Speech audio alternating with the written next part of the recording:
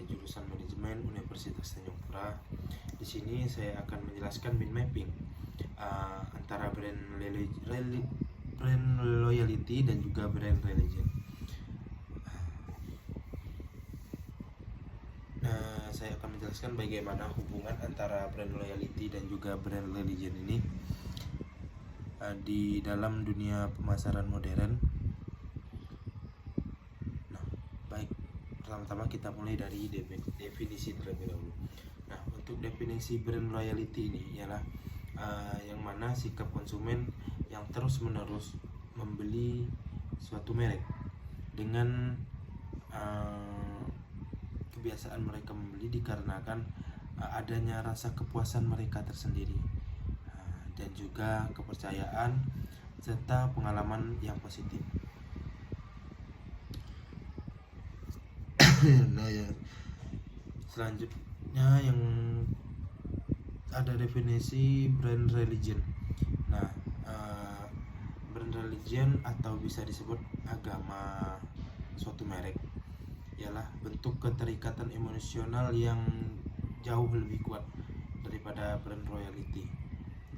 Yang mana konsumen bukan hanya menyukai merek tapi juga menjadikan bagian dari identitas dan juga keyakinan pribadi mereka. Selanjutnya ada persamaan antara keduanya, yaitu yang pertama, keduanya membentuk hubungan jangka panjang, juga sama-sama didorong oleh emosi, pengalaman positif dan juga identitas pribadi. Nah, yang ketiga, menumbuhkan komunitas pengguna yang memiliki nilai dan simbol bersama. Dimana setelah kita ketahui bahwasanya kalau memang suatu brand memang jika suatu brand tersebut sudah kuat, maka terjadilah pembentukan sebuah komunitas orang-orang yang menyukai suatu merek tersebut. Nah, selanjutnya terdapat ada perbedaan yang mana perbedaan utama di tingkat keterkaitan. Nah, keterkaitan ini, untuk di bagian brand loyalty itu sangat rasional, emosionalnya itu sangat sedang, tidak terlalu tinggi. Nah, namun di bagian religion, untuk tingkat keterikatan mereka itu emosional sangat kuat, sehingga para konsumen menganggap bahwa suatu merek itu ialah sebagai agama mereka karena saking kuatnya. Nah, yang kedua ada dasar hubungan, yang mana hubungan antara keduanya tersebut. Nah, kalau di bagian loyalty itu dikarenakan kepuasan dan juga kepercayaan terhadap suatu merek. Nah, sedangkan di bagian religion itu dia menganggap bahwa merek itu adalah sebagai keyakinan dan juga identitas diri mereka. Yang ketiga ada risiko pindah merek. Kalau di bagian loyalty masih mungkin untuk berpindah ke merek lain jika mereka merasa kecewa jika terjadinya perubahan, kayak misalkan es krim. Kalau es krim itu udah berubah rasa, maka orang-orang tidak akan berpindah merek lain karena mereka merasa bahwa mereka sudah diakalkan dengan pihak lain karena rasanya sudah berubah. Nah, sedangkan di religion itu sangat minim untuk berpindah merek karena mereka sudah menganggap itu sebagai identitas mereka. Nah, untuk satu perilaku di bagian loyalty itu mereka membeli ulang dikarenakan puas, sedangkan di bagian religion dia sangat membela merek tersebut walau sudah banyak menerima kritikan.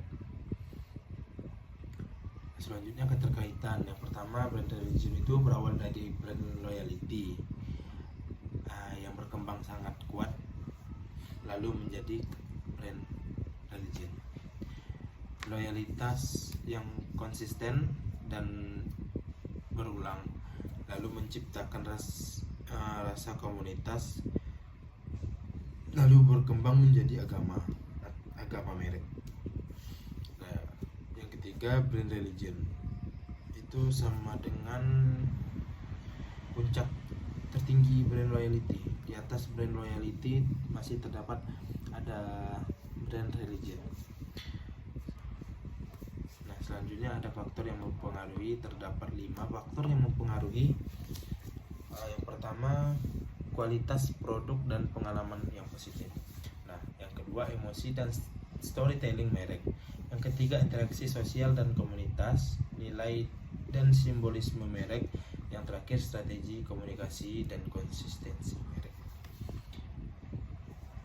Nah, selanjutnya ada contoh merek. Yang pertama itu dari Grab, dan di bagian loyalty terdapat di Grab dan juga Shopee. Nah, Grab, nah itu layanan transportasi online. Pengguna sering memilih berdasarkan promo, kenyamanan, dan kemudahan fitur aplikasi. Mereka loyal secara fungsional, belum emosional seperti religion.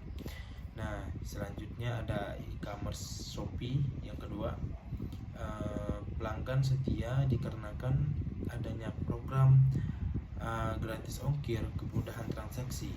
Tapi jika promonya hilang atau sudah berakhir, maka sebagian besar akan berpindah ke Tokopedia dan juga TikTok Shop untuk mencari potongan harga.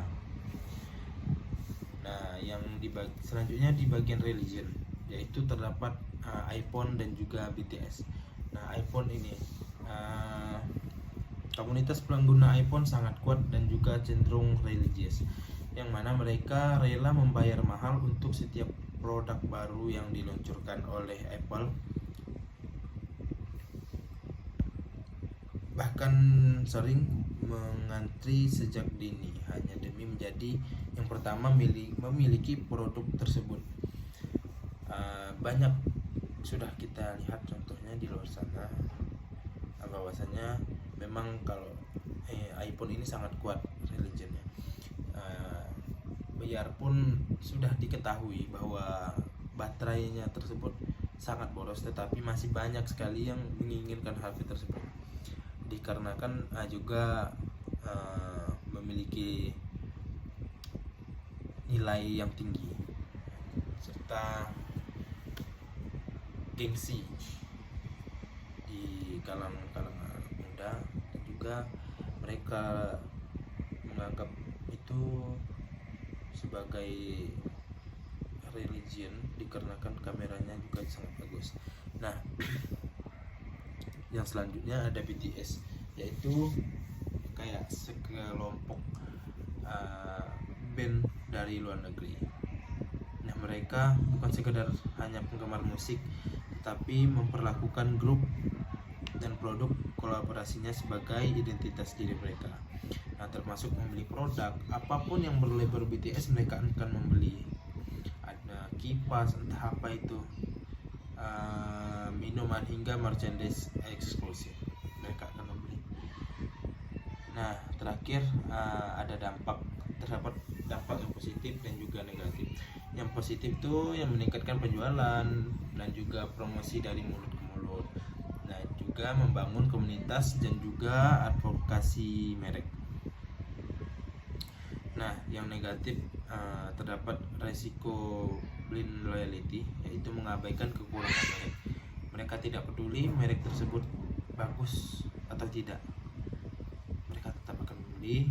Nah, yang kedua, terakhir, sulit menerima inovasi dari pesaing. Mereka akan tetap memilih produk tersebut bagaimanapun. Nah, yang mana keduanya ini penting dalam membangun kekuatan merek dalam jangka panjang. Demikian yang dapat saya jelaskan. Saya akhiri. Wassalamualaikum warahmatullahi wabarakatuh.